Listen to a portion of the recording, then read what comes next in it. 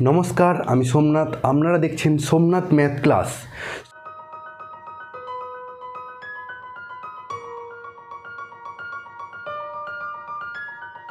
Somnath math ক্লাসে আজকে হবে দশম শ্রেণীর মানে ক্লাস 10-এর একটি 15 নম্বর চ্যাপ্টার, একটি স্পর্শক সংক্রান্ত উপপাদ্যের একটা অঙ্ক।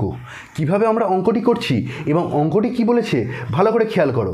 বলেছে দুটো বৃত্ত আছে, তাদের ব্যাসার্ধ, একটির ব্যাসার্ধ 3 সেমি এবং অপরটির ব্যাসার্ধ 11 সেমি।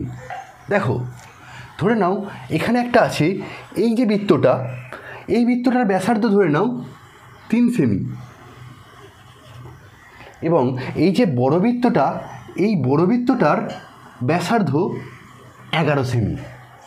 ঠিক আছে, তাহলে এই যে দুটো বৃত্ত আছে, এই দুটি বৃত্তের ক্ষেত্রে এদের যে সাধারণ স্পর্শক আছে, এই যে সাধারণ স্পর্শক এর দৈর্ঘ্য নির্ণয় করতে বলেছে। এটা ধরো এ, এটা বি, এই এ বি আমাদেরকে বার করতে হবে।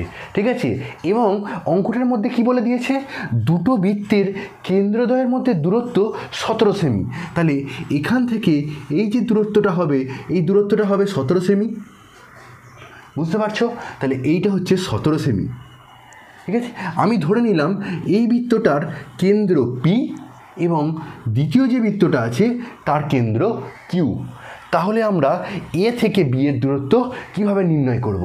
ভালো করে দেখো, আমরা এই ছবিটিকে কি করে ফেলছি। তোমার এই দৈর্ঘ্যটা বলে দিয়েছে, আমরা এই বিন্দু থেকে এর ওপর এর সমান্তরাল একটা সরলরেখা অঙ্কন করলাম। ঠিক আছে, তাহলে পিকিউ যত হবে, এ থেকে ধরে নাও এটা যদি ডি হয় তাহলে এডিও তত হবে। তাহলে পিকিউ সমান্তরাল যেহেতু আমরা এ ডি অঙ্কন করেছি, তাহলে পিকিউর মান যদি আমাদের 17 হয়, তাহলে এডির মানও 17 সেমি হবে। বুঝতে পারছো? ঠিক আছে, তাহলে আমরা এই যে এইখান থেকে ভালো করে খেয়াল করো, ওপরে দেখো একটা ত্রিভুজ অঙ্কন হয়েছে। এই ত্রিভুজের বিডির দৈর্ঘ্য কত হবে? বিডি ইজিক্যাল টু হয়ে যাবে, দেখো, বি কিউ। বি কিউ থেকে আমরা এই ডি কিউ বাদ দিয়ে দেব। এবার বি কিউ মানে কি? এই বৃত্তের কেন্দ্র, তাহলে 11 হয়ে গেল। কিন্তু ডিকিউ মানে কত? ডিকিউটা ভালো করে খেয়াল করো, ডিকিউ যা এপি তাই হবে। তাহলে ডিকিউর জায়গায় আমরা এপির মান বসিয়ে দেবো। এপি মানে 3, তাহলে আমার অ্যান্সার কত হয়ে গেল? 8 সেমি। ঠিক আছে, তাহলে আমাদের এপি যত হলো, ডিকিউ হয়ে গেল 11। বুঝতে পারছো? এবার আমরা এই ত্রিভুজটা থেকে এই এবির মানটা বার করব। ভালো করে খেয়াল করো, এটি একটি সমকোণী ত্রিভুজ হয়েছে। কোন কোনটা সমকোণ? এই কোণটি সমকোণ। কি করে পেলাম? আমরা জানি কোনো একটা বৃত্তের কেন্দ্র থেকে তার স্পর্শকের ওপর যে ব্যাসার্ধ অঙ্কন করা হয়, সেটি কেন্দ্রটির সঙ্গে যে ব্যাসার্ধ অঙ্কন করা হয় সেটি হয় 90 ডিগ্রি কোণে। এই কোণটি হবে 90 ডিগ্রি। তাহলে দেখো, এটা ব্যাসার্ধ, এটা স্পর্শক, তাহলে এই কোণটা হয়ে গেল 90 ডিগ্রি। তাহলে এটা একটা সমকোণী ত্রিভুজ। এই সমকোণী ত্রিভুজের অতিভুজ কত? এডি, কারণ 90 ডিগ্রির বিপরীত বাহু।